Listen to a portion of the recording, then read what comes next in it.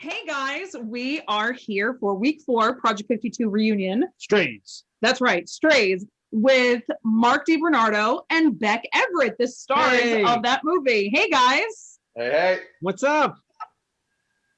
Oh my gosh, it is so good to see you guys.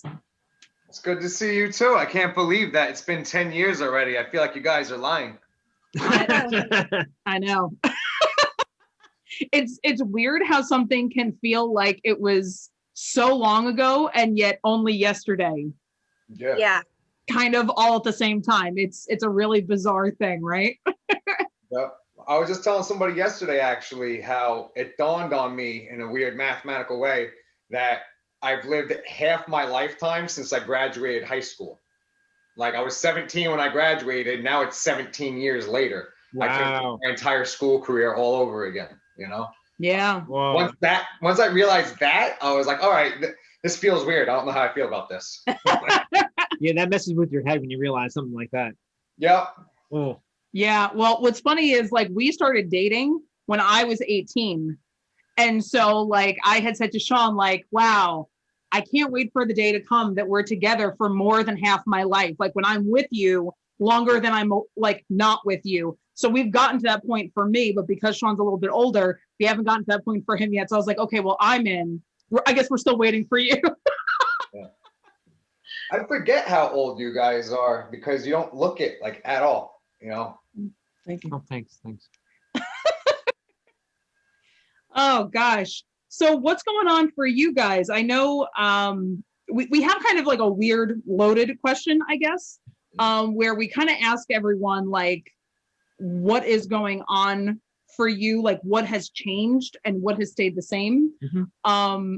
Which I know is kind of like a gigantic question to ask. Especially but, over 10 years, thinking about 10 years. Yeah. So is there anything that you guys can share, either what's changed for you, what's the same for you? Beck, we'll start with you if that's okay. Sure. So probably the biggest thing in my life that has changed recently is about a year ago in February of 2020, I found out that I'm autistic and ADHD. And my whole life, I always felt like I was different, but I didn't know why. And my whole family knew that my younger sibling, Hannah, was autistic. Like it was not really a secret. It was sort of this open thing that we always talked about. She didn't have an official diagnosis because we were poor.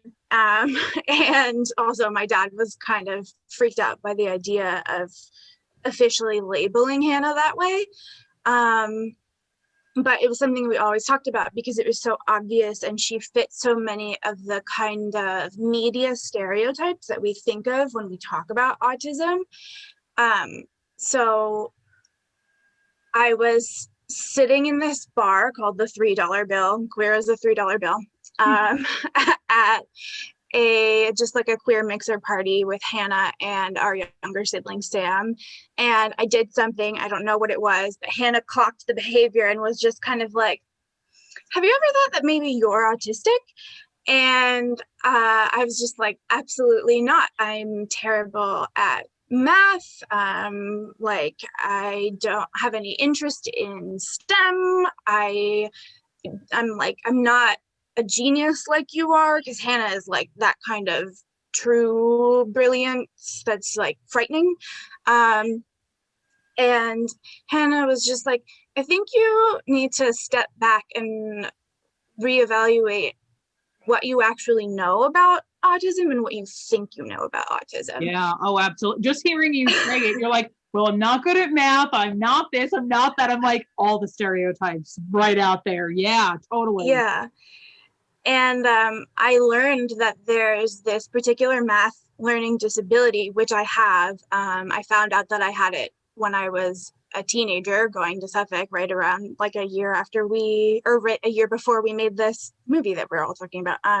So I have dyscalculia, and that's actually super common. Loads of people who are autistic have different types of learning disabilities. And STEM does not have to be your special interest. Like I have been like a massive, crazy bookworm my whole life.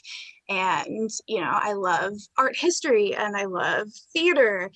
And so I have all of those kinds of like, you know, people who see it as more of a medical model might say something like a restricted interest, but a lot of autistic adults prefer to call it a special interest. And I have a lot of those spins. They're just all in the arts and humanities. And so after a week of total denial, I was just like, oh my God, nope, this is not me, can't be me, no, no, no, no, no. I started doing research on something called the female autism phenotype. And it describes all of the ways that women and girls can fall through the cracks because the way it presents for them is very different, and because there's this learned behavior called masking or camouflaging, depending on the literature that you read, that girls learn how to do. So it's, you know, it's really about socialization. Boys are allowed to stick out in social situations in a way that is just not acceptable and not forgiven for girls. So girls learn how to do this thing called masking or camouflaging, where they imitate their peers, and they're kind of like a chameleon, and they learn how to blend in. And unfortunately, what happens is that they end up either being not diagnosed or misdiagnosed as something else, like borderline personality disorder, bipolar, and then they can end up living their whole lives into adulthood not knowing why they feel so very different socially. And it's just amazing now that I'm in these communities, like I'm in all these forums online, and the experiences, you know, we're all different, and it is a spectrum, they call it that for a reason. But just the amount of common experiences, even internationally, like talking to people from other countries, it's incredible. I feel like I kind of belong to this secret club because nobody really knows about autistic women. Beck, you're like blowing my mind right now, because I'm just thinking about the timeline for you and how like the pandemic hit. And I don't mean to like romanticize this at all, because obviously the pandemic is the pandemic and it's been hellacious for so many people, but it hit at a time that it potentially cleared your schedule for you to just be like deep diving into research and into diagnostic information and into like, I want to seek out these people in this community and these forums and all this stuff. And oh my gosh, it must have just been like such a gift of time. And again, not to say the pandemic was good for any of us, but to be able to have that gift of time to just be able to like discover yourself must have been such an incredible feeling. It is. It's amazing, and I feel grateful, and I'm proud. I'm definitely very proud to be autistic and ADHD. Like, I wear my neurodivergence as a badge of honor, but it doesn't come without its downsides, because I lost my job because of the pandemic. And one of the things that I really rely on in order to function is an external like schedule, routine, and losing your routine as an autistic person is just kind of like, it explodes your life. And I have dealt with some extreme depression, like staying in bed all day, not showering, not cooking, not cleaning. So not to bring the tone down too far, but you know, it hasn't been all roses and sunshine for me. I have experienced some really brutal mental health issues this year. So yeah, and I can say from our perspective, you're certainly not alone in that. I actually had COVID last year, and it was incredibly trying. And yeah, I'm actually struggling with like long-term COVID at this point, and seeing like pulmonologists and cardiologists and like all these different things because of that. And it has certainly done a number on our mental health as well. So yeah, I mean, and that is absolutely such a byproduct of the disconnection and the joblessness and the shut in nature of this pandemic as well, of course. Yeah. And thank you for being like real about that. I didn't mean to like, oh, rose-colored glasses, like what a great time you had during the pandemic. But yeah, I appreciate you highlighting both sides of it. I think that's really important. Thank you for that. And Beck, I am actually going to be reaching out to you for another Zoom we're doing on the autism documentary that we did that you were not originally a part of, but now I would love to have you be a part of that. Yeah, Voice, I'd love to. That panel, especially since we don't have a lot of, I think we have 3 girls with autism. Yeah. Yes. Yeah. I think there's 3 girls with autism in the entire video. So I would love to be able to highlight you in that as well, just as part of the conversation, kind of like after the fact. Yeah, I'd be delighted. Awesome. Thank you. Oh my gosh. Mark, what's going on with you, man? What has changed? What has stayed the same? Oh man, I don't like open-ended questions. I wish you could ask something a little bit more specific, because trying to think back to what my life was like when we shot this film is, I'm not going to say it's completely different. My life has changed a million times in those 10 years. Yeah. You know me, I was always like the guy going from job to job, vacation to vacation, just always changing something up. I was always very spontaneous and wild. But thankfully, I think that's kind of narrowed down a bit, because I was living in Queens when we shot this film, and then quickly, and I didn't really know what I was doing. I went out there thinking I was going to audition in Manhattan and be an actor, but I don't know. I kind of just I didn't want that lifestyle. I never really, New York City never appealed to me, and then some tragic things started happening in my family and to my close personal friends and whatnot. And all of that combined sent me back home to live with my parents. They were getting sick and I didn't want to be close to them to help them. And at the same time, I was going through like a severe alcoholic depression because a bunch of my friends had all died that year in different kinds of occasions, you might remember. So, so I was also home for my own mental health. But at the same time, I guess I never really realized how important mental health really is, that it's not just some sort of facade, some sort of thing that just lingers in the background, or something that being a tough guy can get you through. You can just ignore and you'll end up passing through it. Because I went through a lot of years of searching for, I guess, happiness, and not ever really realizing that. I went on some wonderful trips all over the United States. I went to Bali, Indonesia, and lived there for a month. And I had the opportunity to live there and travel the world as well. I had jobs where I partied with celebrities and made tons of money. I've been in and out of more cars than I can remember, and smashed more cars than I can remember, and had more wild hotel parties than I can remember. But at the same time, all of that glorious lifestyle just got me in so much trouble. Like, I can't remember off the top of my head how many times I've been arrested. And that sucks, because eventually, like, those war stories, it starts to add up to where, like, you're in massive debt because of it.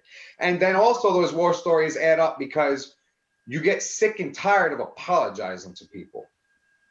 You really start hurting people after a while, and it starts to really weigh on you. And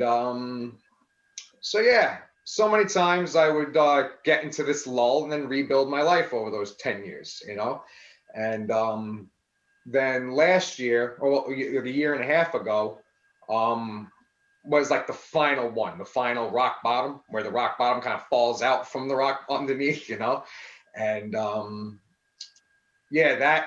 that was different, because at this point I really thought that I had some sort of stability in my life. I had a lot of money saved up, bought a brand new car. I had a great job where I was making tons of money. I was even dating my boss, everything seemed good. I was saving enough money where I was going to get my own place. And I had even taken the police exam for the Suffolk County Police. And I had met with the assistant commissioner and some other higher ups. And seemed like that was a thing that I was really going to go for. And then next thing you know, boom, I'm back in jail again. I'm doing, and I'm not even gonna get into what I did, but regardless, that time was different because this time, because every other time I had ever been arrested, it was always like when I knew I was living recklessly. This time I thought I had some sort of stability and I'm back in jail again. So it was a big surprise. Like, what am I doing? Why do I constantly keep on ending up here? Why is this always happening to me? And also I was looking at a very long-term prison sentence as well. And I was like, all right, this was a hard slap in the face. And I knew in that cold cell that night that this time it was definitely because it's not because, oh, I got in a fight with somebody else. It wasn't the person's fault. It wasn't the car's fault. It wasn't the bartender's fault. This is my problem. I have a problem. I always end up in jail when I'm drunk or high, you know? So, yeah, I just prayed for the first time in my life. I prayed like I never prayed before in that prison cell. And then the very next morning, I ended up walking into I bailed myself out that same night. And I ended up walking into a church the next morning that I'd never been to before. I sat in the back, head down, didn't really know anybody. And next thing I know, though, some woman walks up to the pastor, asks him for the microphone. She says, I had a dream last night, and I got to tell the congregation this dream. God's telling me somebody needs to hear this dream. And the dream was all about me. The details were way too specific. And I was always like a very skeptical person. I never believe in dreams and mediums and all that stuff. Everything's always a trick. But yeah, no, there was no way that this lady could have known the specific details of my life and what I had been through that weekend, and even the things I had said to God in my prison cell, you know? So that I took, how do you not take that as something divine, you know? And at the same time, too, I was always, like I said earlier, I was always this tough guy that was like being a tough guy was going to get me through all of my problems, you know, and it did. I'd stand over all my friends' caskets when they shot themselves or overdosed, and I wouldn't cry. I'd stand before judges who wanted to sentence me. I wouldn't cry. This time, this lady telling me about the dream that she had about me in the church, I broke like I had never broken before in my life. And I couldn't be happier because everything was broken, which was perfect because now something brand new can be built. And that's exactly what I did. At that moment, I was like, I'm abandoning this old lifestyle and I'm just going gung-ho for whatever I'm going to do or whatever God wants me to do to serve and be of service. And through that, maybe that will get me some sort of stability, you know? And that's really what I've been working on for the past 18 months. Now I have 18 months of sobriety.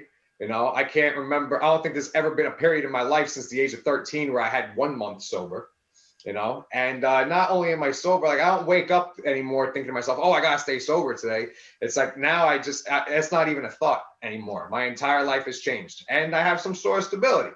You know, I got an apartment where I live by myself for the first time in my life, no roommates or anything like that.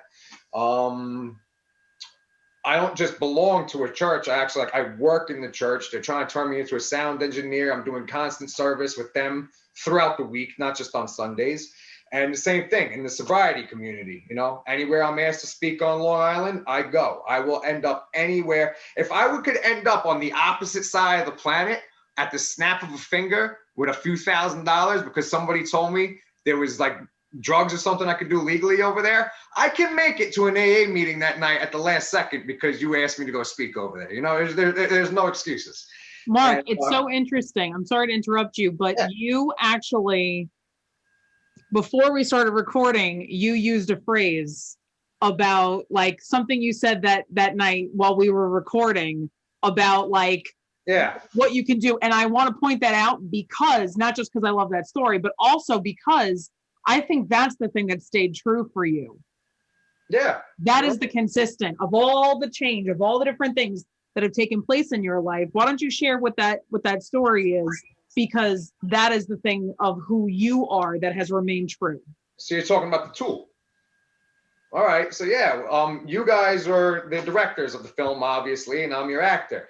And the analogy that I always liked using, and the analogy that I used that very night was, you know, you're the craftsman, I'm just a tool in the toolbox. And if you're missing, the way I grew up is if you're missing a tool, you take another tool and you manipulate it. You do anything that you can to make that tool work for the job that you need to get done. So if you open your toolbox and you're missing a hammer and you need to smack a nail into something, you got a heavy wrench, that heavy wrench just became your hammer. That's what I am. You, as an actor at the time, you could use me to do whatever it was that you wanted me to do at that time. And I guess you're right. That same characteristic still applies today. You need something from me and it's important. I'm going to make myself available and you use me. Use me for anything that you need me to do. That's kind of the definition of service, if you think of it. I was just going to say, it makes you a very humble servant. And it's interesting because for all of the, machismo and bluster and like everything that you used to present out, and now a little bit still, let's be real, a little bit, there is still that humble servant heart in there. And while it used to be manifested towards acting, it is now so much more in service to others. So that's just really, really cool. Take all that passion out of the anger and the partying and the constant seeking of joy. Take that same passion and apply it to service. Once you apply that to service, all of a sudden you get blessed from doing service. And what you're blessed with is happiness and joy and peace and all those things that you're constantly searching for in the world. But the world's never going to give you any of that stuff, not truly. And speaking of the pandemic, I'm telling you about all these successes that I've had. Getting my own apartment, sobriety, peace, joy, in touch with Jesus and all this good stuff. And working through my church, all this amazing stuff. I got an amazing new girlfriend who's actually here right now too. She'd like to watch the film with us. I haven't showed any of these to her, so that'll be a pleasant surprise. How funny. Okay. But somebody asked me a few weeks ago, I said, Mark, how's your mental health? I haven't heard from you in a few months, with the pandemic and everything. And I said, honestly, if I was your only news source, you would never even know that there was a pandemic. You wouldn't know that there is political uprising. You wouldn't know that, the world economy has been shut down because I try my best every day to not let any of those outside influences affect me. Because if I was going to look to the world for happiness like I used to, then I'm going to be back in prison or dead, But if I'm constantly seeking God, who is above the world, then he's going, and if I'm serving him and serving people, then I'm constantly going to be blessed every single day. Yeah. So when the pandemic was going on, I was at the firehouse handing out food, working through my church, doing side jobs here and there. You never knew. I was still working service through the AA community. We had to shift gears and do things on Zoom like this, So my life never slowed down a bit. Even when I lost of course, my job shut down because of the pandemic, but I never stopped serving. So I felt like I never stopped working anyway. Just switch gears. Something that I just want to bring up kind of for you to speak to, actually, because, Mark really brought up this idea of like toxic masculinity related to mental health. And I know that you were like shaking your head feverishly during that, and that is a big thing for you. Is there anything you wanted to say about that before we kind of like go on to the next? No, I've had like lots of struggles with mental health over like past 10 years easily, and before that, especially the past couple of years. And like one thing I struggle with a lot is that I work construction, and it's always like a very masculine like industry and field, and I always feel like I can't be myself and feel like what I'm really feeling, because like I get laughed at or I get put down or everything, because everyone's always like, no, you got to be tough, you got to like push through. And so it was a struggle for me, and it came to the point where like it got so bad that like I couldn't deal with it anymore. I had to take a break from everything for like months and get help, because like after a while, like I felt like I was just kind of like spiraling out of control. And I think like I've never felt like a masculine, like I'm a man's man. I always felt like I don't fit in with any other men typically, because I just don't gel with that vibe. So it's always been a struggle for me to like be myself and tell you how I'm really feeling in that situation. So yeah. And I love that about you. Oh, thank you. And that's a serious problem across the globe. My girlfriend and I were just talking about that last night. And that's the reason why there's a suicide rate so high in like Japan, Australia, and in the United States. I actually had a group of Australians telling me that themselves when I was in Indonesia. I made friends with them and they were talking about exactly what you're saying. And these people don't know how to cope with their mental health because they think that there's something wrong with them, that they're not masculine enough or something. And unfortunately, they kill themselves. Yeah, because they can't ask for help because that's a sign of weakness. So Yeah, people take vulnerability as being a sign of weakness. And now when I go into my AA meetings or anywhere where I'm asked to speak, I tell people the importance of being vulnerable. Excellent. Because when you start admitting your secrets and the things that damaged you, no matter how old you were or what happened, there's always going to be somebody listening who's struggling with that exact same thing, but always thought that they were going through it alone, or that they had to be shamed into keeping it a secret. But once they hear that one person admit it to a room full of people or a classroom online, wherever that might be, all of a sudden, that's the blessing that that person has always been searching for. Yeah, and if you think about it too, like being vulnerable, like you're saying, that's like truly being brave. You know, that's being like strong.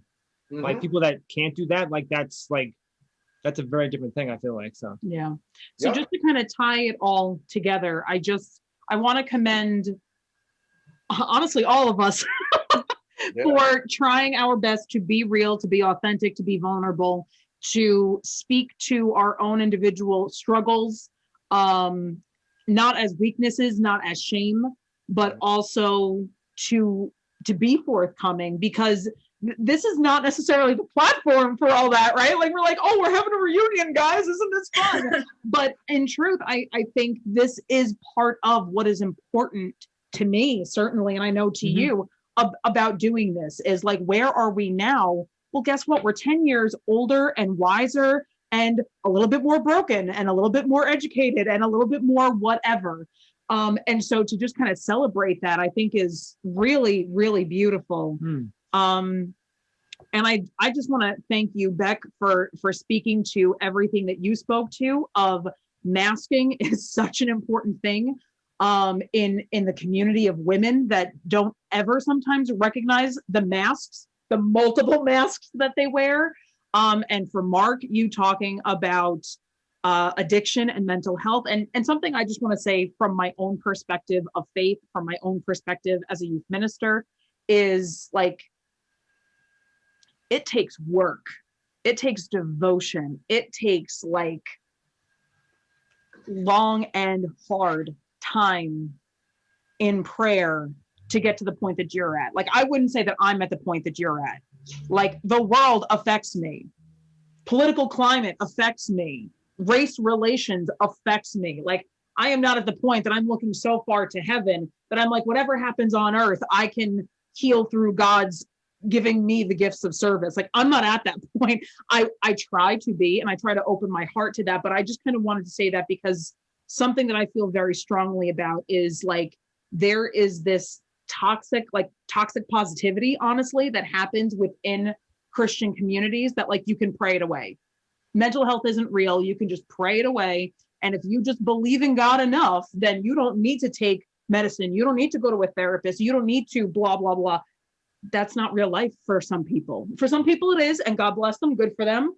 But that's not true for all people. And I think that's just very important to me. And it's on my heart, just hearing all this conversation, that I feel like, as a responsible mental health advocate in whatever little forum that I am, you know, like, I'm not trying to say, oh, I'm the advocate, but in my own life, I try to practice what I preach. And so for me, it's just super important to really, like, not to be like pouring praise on you, Mark, but just to identify like your experience is not necessarily everyone's experience of God. And I think that is just important to kind of reconcile for some people. That way, nobody watching this is like, how do I get what he has? Oh my gosh. Like, and then judging themselves for it. I think, you know, demystifying and reducing shame and taking away self-judgment is just so important in all of our individual journeys, and to just recognize what's your journey is yours, and Beck's is hers, and mine is mine, and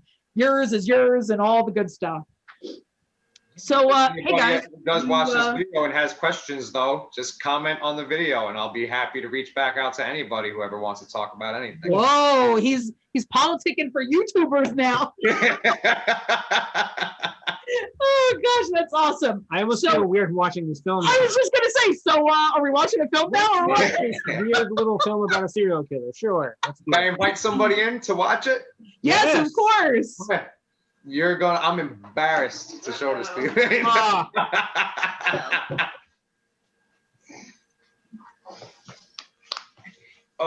This is Samantha. Hi, Samantha. Hi. Christine and Sean and Beck. Hi, lovely to meet everybody. You too.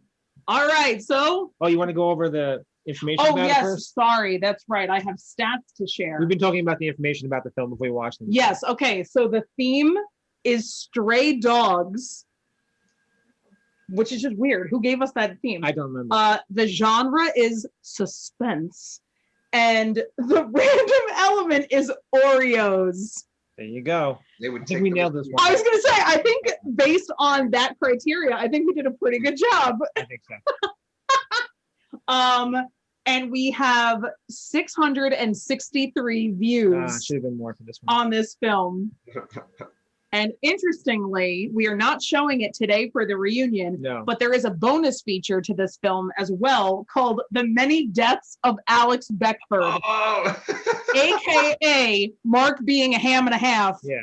So if you are so inclined and you want to go watch that, you can head over to that as well. I totally forgot about that. I can't ever forget about that. No, it's like Mark's putting hand like 85 times, just like reaching out and like gurgling. Uh-huh. Exactly. You He's know, like, just-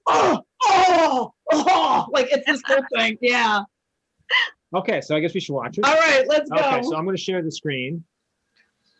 Let's see here. Okay, can everyone see my screen? Yeah. Yeah. Okay, now it might not play super smooth through this, but feel free to commentate over. There they are. Beautiful. Okay. And here we go. This is Strays.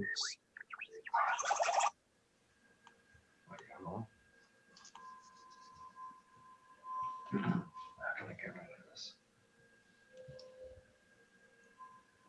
I feel like I'm in an episode of Mystery Science Theater. Oh, I was just thinking that. And they say it may be the work of a serial killer after all. Investigators discovered the bodies last December. I did not have my driver's license yet. I remember that. I did not remember that. Oh That my was gosh. illegal. you crank the Oh, volume. that was our dog at the time.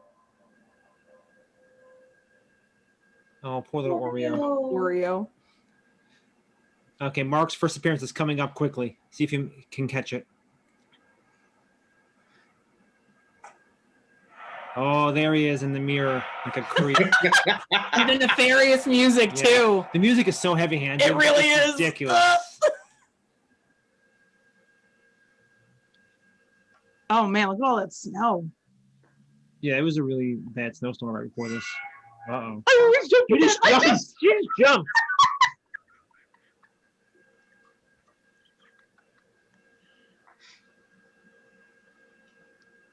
It got dark so Oh, quick right man. there. It's ridiculous. So cold.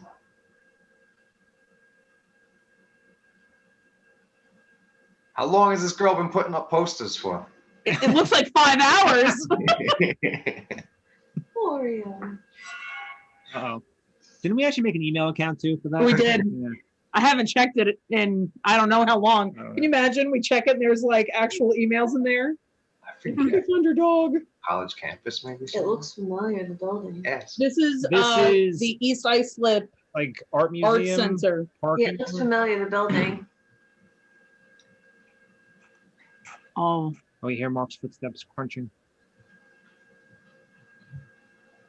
Uh-oh.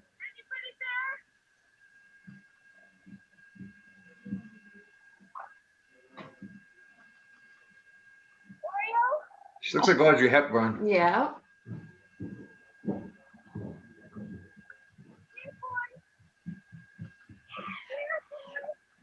wow, that music is intense. Could you crank the volume? I have mine all the way up. I can't hear nothing. Thanks.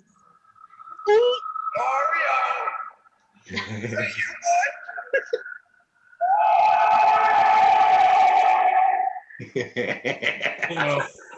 Oh, no, there he is. Oh my gosh. Uh-oh. Oh, staple to the neck. That was the hardest part of this whole thing for me, was getting that staple to the neck thing right. Yeah. I did it wrong like 10 times in a row.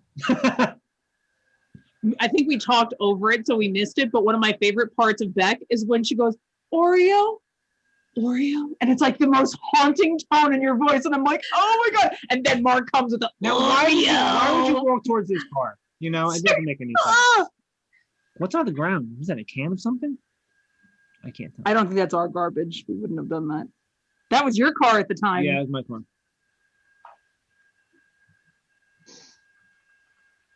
Yeah, I'm just going to get in this car. Jeez. But what is she supposed to do? She's going to drive away, but she realizes that the keys are gone. Yes, but she's in a park and it's January. What was she supposed to do? I don't know. Does Oreo have the keys?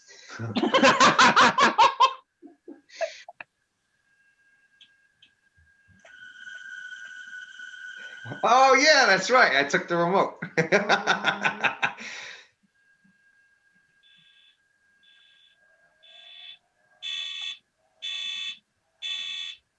Oh, Oh! Ew! Oh, look at him running fast. that is so creepy. Get over here. Oh my gosh. Wow. You're so creepy, Mark.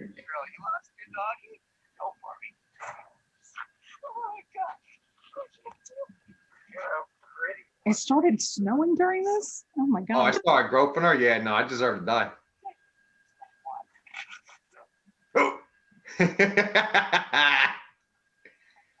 Oh. Oh! I never had a dog.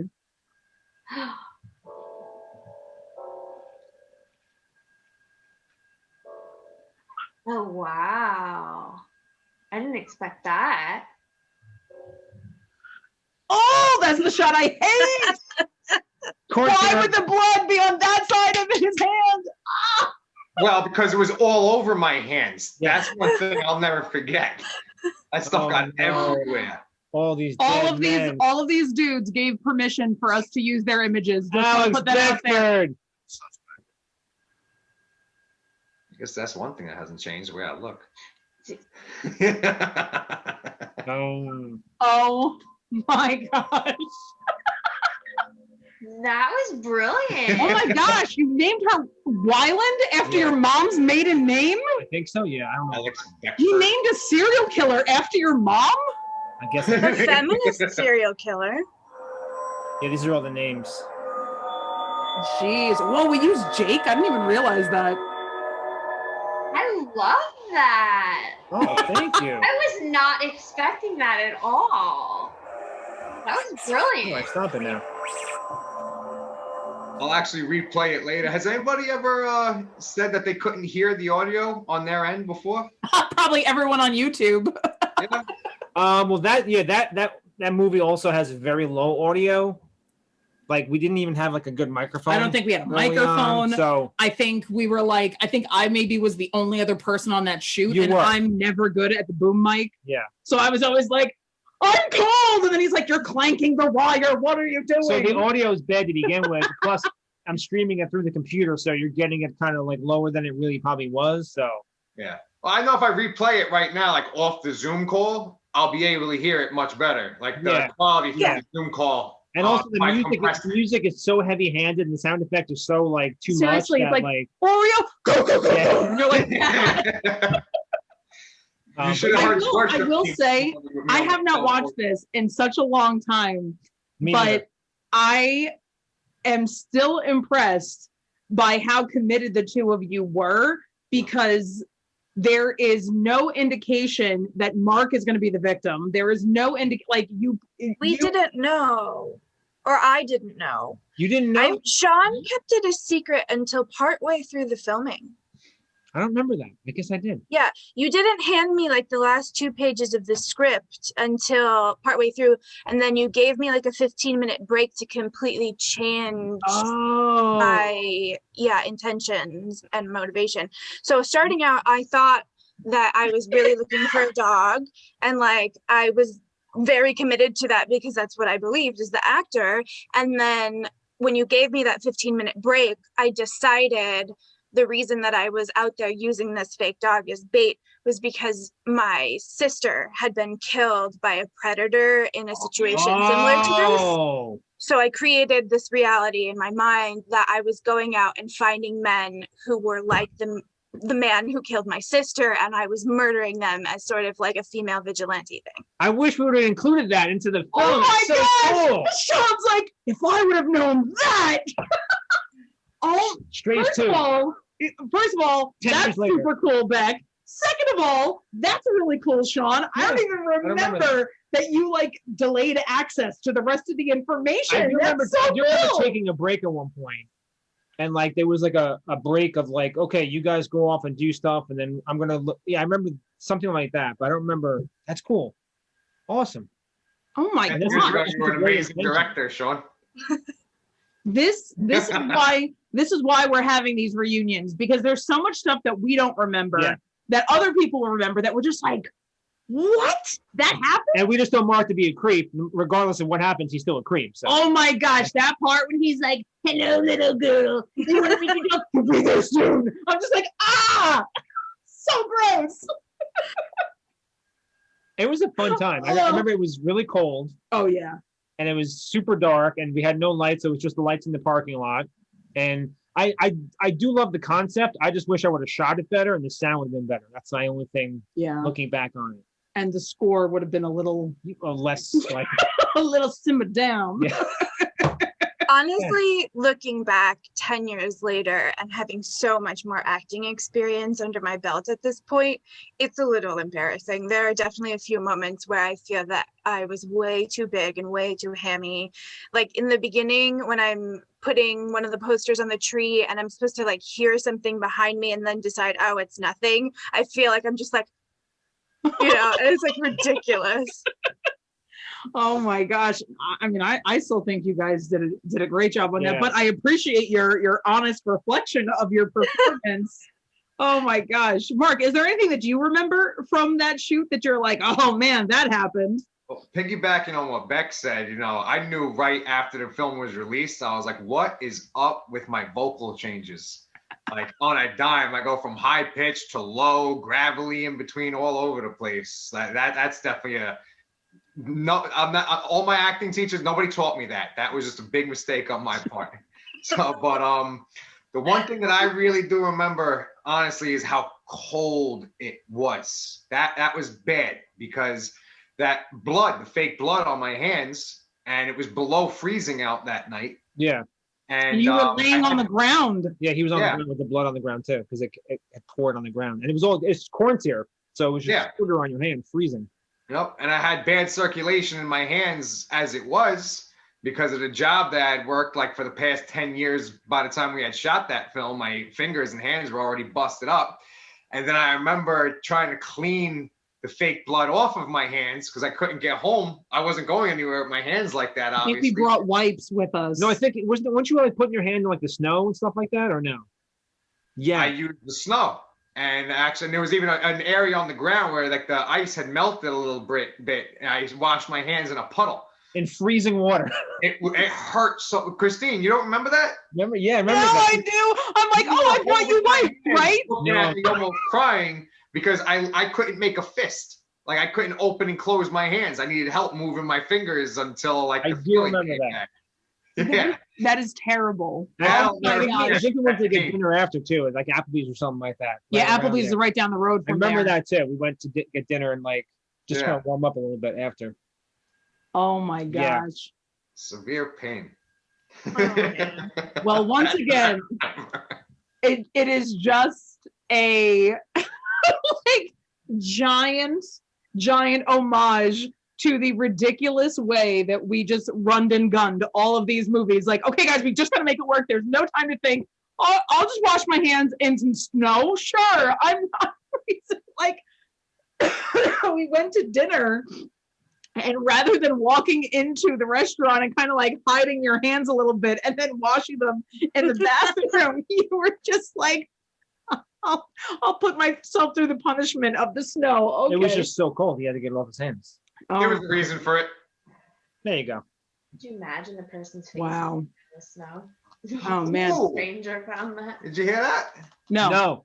She said, imagine the person's face who found the blood in the snow. And all Oh, Oh my God. That's a whole other movie.